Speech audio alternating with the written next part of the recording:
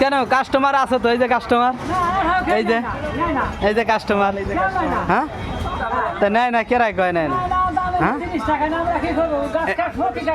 এটা কত দাম? তারপরে কাস্টমারে নিতেছে না, তারপরে নিতেছে না না মূলের কেজি 5 টাকা। আচ্ছা তাহলে কৃষি কাজ করবে কেমনে?